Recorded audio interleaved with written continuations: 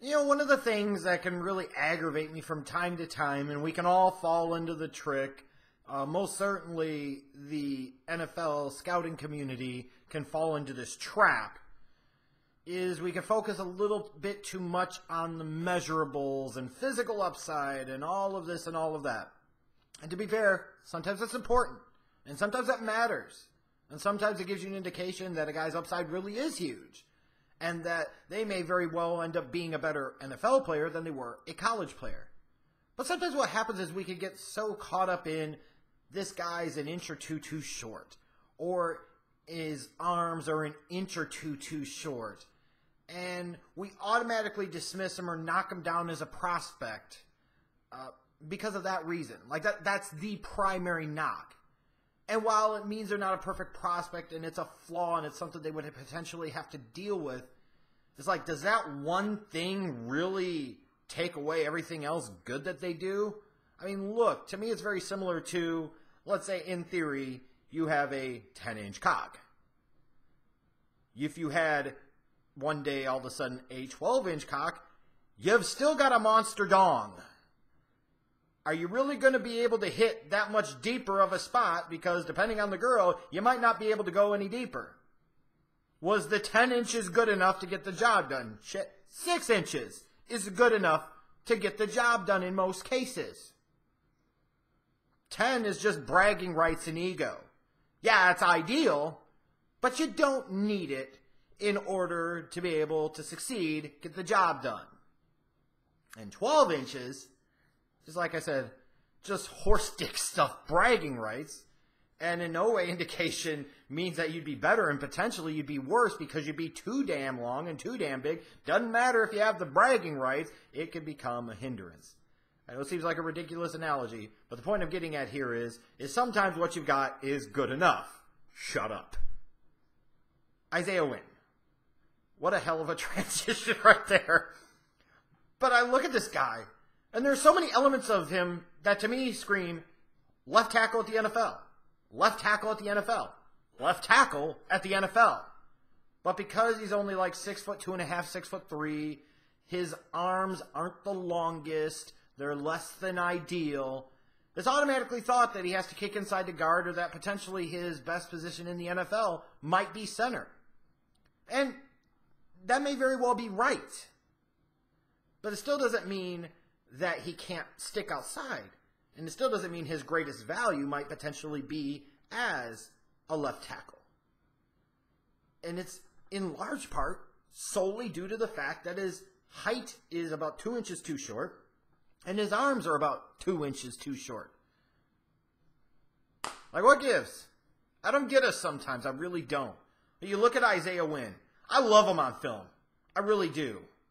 He's my number 2 rated offensive lineman in this entire draft, ahead of Will Hernandez, a little bit below Quentin Nelson. That was a pretty good save and a beaut, wasn't it? The books don't get the job done. I'm going to have to figure out a different microphone situation. But I love so much about his tape, the upside that he has, and I still believe that he can stick outside to be a quality left tackle at the NFL level, length be damned. So what does he do so well? For his size, he's a pretty strong dude. I mean, he will need to get a little stronger. Actually, ironically enough, his strength right now that he has plays better outside than as opposed to his projected inside position at the NFL. He would need to beef up, bulk up, and get a little bit stronger. But he's got pretty good overall body strength, and it shows on film. And it translates to his run blocking. He can keep his legs moving as a drive blocker. He's very good at seal blocks in terms of being able to anchor, shift, get his hands planted, and guide the defender where he wants to and be able to hold that position. Yeah, he could finish his blocks sometimes a little bit better, but he's a really, really good run blocker. Also very solid as a pass protector. Like, he's not a one-trick pony to me. He's an all-around blocker. He has the feet and the agility and the quickness to be able to play outside.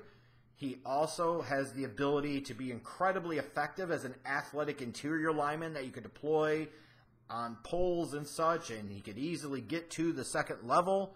I mean, he's a really good guy. Yeah, his kick slide can be slow a little bit from time to time, But to me, that's a minor coaching correction that could be potentially easily fixed. He's got the natural body of work in terms of the feet in general and the athleticism to be able to stick outside and be able to protect against good explosive edge rushers at the NFL level. He gets really, really good, borderline great pad level, especially when he's going on the move. He can get very good knee bend. He's not a waist bender. Sometimes he can get a little high in pass protection, I will grant you. But in general, his leverage is good. Like I said, his athleticism is top-notch for an offensive lineman, which you would expect for a slightly smaller offensive lineman. I completely understand why people like me feel like he could stick at left tackle from an athletic standpoint, but that athleticism might play even better inside at one of the guard positions, or maybe even ideally center. Because it does. He can easily, quickly get to the second level. He can get out and lead the pull, the sweep. I mean, just outstanding. Pretty good motor. His awareness and instincts are solid. Guy made every start the last 3 years. I think he even had like a slight MCL sprain. I think it was in 2016, and he still played through that. And you look at him, and he can sit there and play all 5 offensive line positions. And to me, he can at the NFL. That's incredibly valuable to be able to have a guy that in a pinch, maybe he's your starting center, but your left tackle goes down and you flip him out to left tackle. Or you flip him to one of the guard positions or maybe even right tackle. Yeah, I think he could do that. I think he could do that quite well, actually. Now, the things he's going to have to work on, like I said, he's going to have to get a little bit stronger. He's going to have to work on his technique slightly in terms of his kick slide. His hand usage is going to have to get better. He needs to fire those hands out better, specifically when he's blocking on the move. Sometimes when he gets that initial hand punch, and if the pass rusher or the run stuffer is able to get his hands off, he can struggle to reassert his hands, to reconnect with his hands.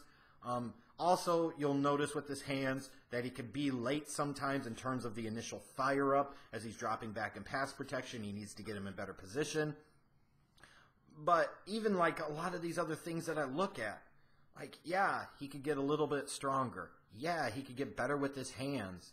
Yeah, he could get a little bit better here, a little bit better there. But the truth is he doesn't have a ton of true weaknesses and a ton of true gaping flaws in his game. So it comes down to this. Do you have to have a left tackle with 35-inch arms? Because last time I checked, there are plenty of offensive tackles with 34.5, 35, 36-inch arms that absolutely suck. Or is he like a Kelvin Beachum type, where he could be at least a solid offensive tackle, and he's just long enough? And to me, Isaiah Wynn is just long enough.